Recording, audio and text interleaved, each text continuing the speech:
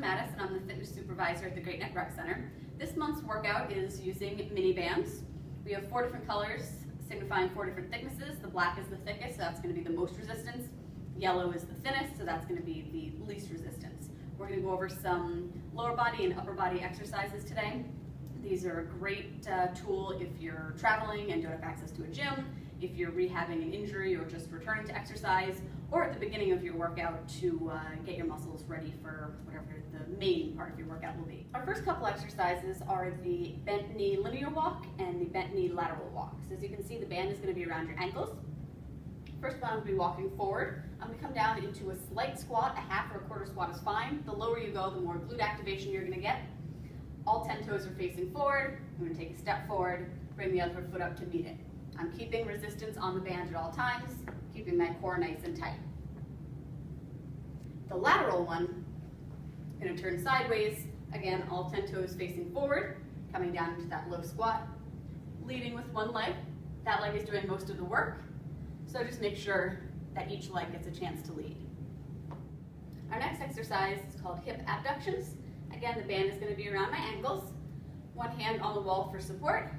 The leg closer to the wall is going to bear most of the weight. The other leg is going to kick out to the side just as far as it can comfortably, depending on how hard the resistance feels.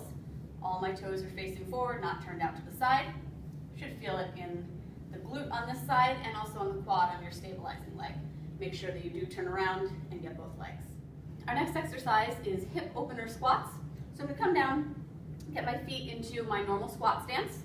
I'm going to get as low as I can comfortably. Ideally, legs about 90 degrees, tops of my thighs parallel to the ground, but depending on whatever you're comfortable with, you can be a little bit higher if that works.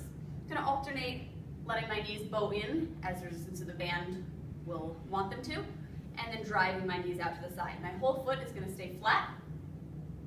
I'm only working right here. The first exercise for our upper body is a tricep pressdown. I'm going to have the band in my hands. Right hand is on the left shoulder. I'm using an open palm with my left hand, but you can also close around the band as well. Upper arm is going to be stationary, stuck to my side. I'm just going to slowly press the band down to my arm is straight, and then release back up again to about 90 degrees. Pressing down and coming back up. Making sure once you're done to switch and get the other side. Our last exercise for upper body is called plank in and outs. Band is going to be around your wrists.